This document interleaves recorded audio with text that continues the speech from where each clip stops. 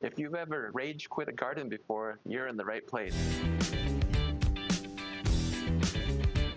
And when I say garden, I mean growing food, because there are forces at work that have nothing to do with your ability or effort. Most people don't fail at growing food because they're bad at it, even though I hear this all the time. They failed, or maybe you failed, because what was planned was never going to work in real life. Most advice about growing food or gardening in general is based on assumptions. Assumption 1 is unlimited time. Assumption 2 is perfect sunlight. And assumption 3 are conditions that don't really exist in real life. Most advice about growing food is based off of sunbreak assumptions. And yes, I'm eyeballing you, Pacific Northwest. Spring lies politely, summer tells the truth. So now we need to talk about where actually growing food lives and how that space changes over time from spring to summer to fall and then to dormancy. This isn't about doing it perfectly, it's about noticing a few small details early on so you set yourself up for success and not failure. When most of us hear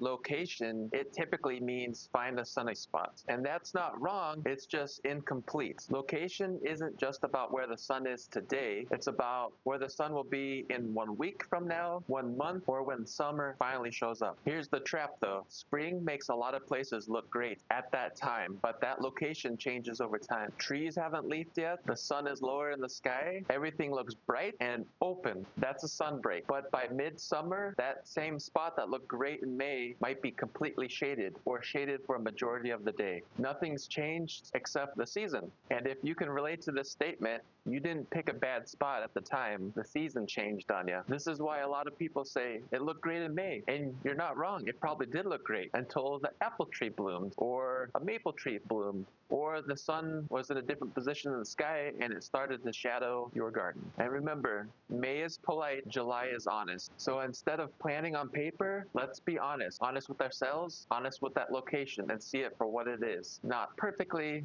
just honest for that space. Stand where you'd like to grow food and then look around. What do you see nearby? Do you see trees or maybe sticks of trees that haven't bloomed yet? Because that, I can tell you from firsthand experience, kicked my butt the first year that I tried to grow a garden in 2006. I had an apple tree and a pear tree.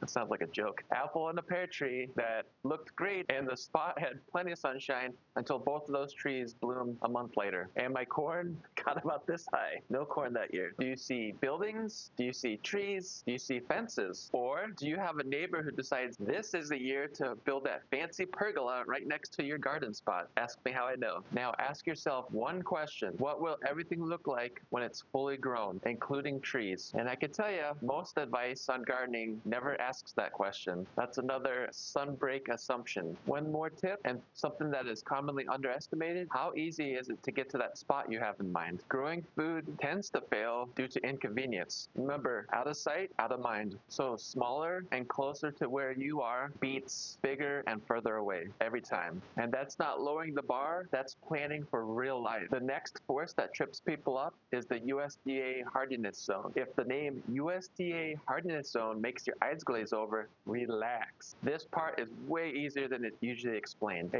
USDA hardiness zone tells you one thing, how cold it's going to get in that geographic location in the winter. That's it. It doesn't tell you how hot your summers are going to get. It doesn't tell you how much sun is this particular part of your yard or your property going to get during the summer. And it definitely doesn't tell you how your specific space is going to behave throughout the year. Two growers in the same USDA hardiness zone can have completely different results during the growing season. Same zone, totally different reality. And again, this is another area that's built on sunbreak assumptions. The USDA hardiness zone is a great tool, but it's not the boss of your location. Zones have a lot more to do with perennial and biennial plants, and if they're going to survive the winter in your geographic location. They matter a lot less in determining if something is going to grow well in your location during the summer months. So if you followed prior advice based off of USDA zones and you had a failure or you had a hiccup in growing food, it's okay. You didn't do anything wrong. It just means there were other forces at work. Now we need to talk about soil. And before we go any further, soil is not dirt. A lot of growers are trying to grow plants in something that is not soil. If you live in a newer development, odds are you don't have any soil left on your property, which should be a crime, honestly. During construction, topsoil usually gets scraped off the property. What's left behind is often clay and subsoil, which is not good for growing food or anything really. That's not your fault. You didn't do that. A lot of growers or a lot of homeowners will try to grow food on what's left after that new house is built. They'll have a horrible result or a failure and they'll think it's their fault. In reality, the plants never stood a chance. Good soil has life in it. It holds moisture, it drains well, and it doesn't turn into concrete when it dries out. If that sounds like something that you don't have, again, it's not your fault. You were set up by the builders. Now, once you understand your location, your climate, and your soil, the next decision is how are you going to grow food? Traditionally, there are three main options, and none of them are wrong. Option one, growing directly into the ground. This option works great if you have actual topsoil that's alive, is healthy, and you're not going to be moving it anytime soon. Option two, raised beds. For raised beds, there are a bazillion different ways you can do this. There's different materials you can use, from wood to stone to even metal that looks cool when it weathers. But the downside of this is you have to truck all that topsoil and amendments like compost back into your property. Option three, containers, including grow bag, aka MEG.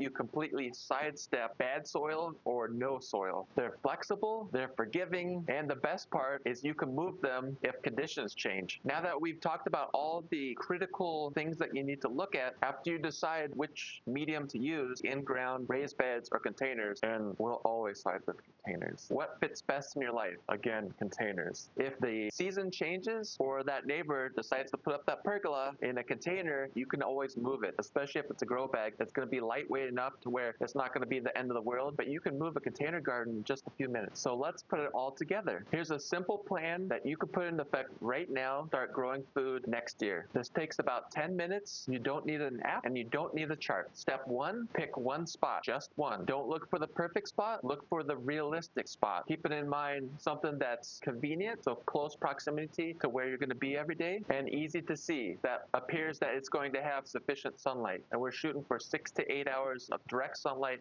per day. Step two, look at it twice. Look at it once in the morning and look at it once in the afternoon. That eliminates a lot of sunbreak assumptions. Step three, ask yourself an honest question. How often will you be by this spot? And my advice, plan for the life that you have right now, not for the life that you wish you had. Step four, pick the type of garden best in that spot. In-ground, raised bed, or containers. We're going to go with containers. Step five, stop planning. Seriously. And if you see any cute apps or planners, spreadsheets for planning your next garden, resist the temptation to use those. You don't need them. You need your 2 eyeballs. You need some time to look at a spot in the morning and the afternoon and determine if that's going to work for your garden next year. If growing food for you in the past didn't work out, that doesn't mean you failed. It means you were following advice built on sunbreak assumptions. Plan for real life and growing food gets a whole lot easier. If this helped, you're exactly who this channel is for. And as always, we look forward to growing with you in the future.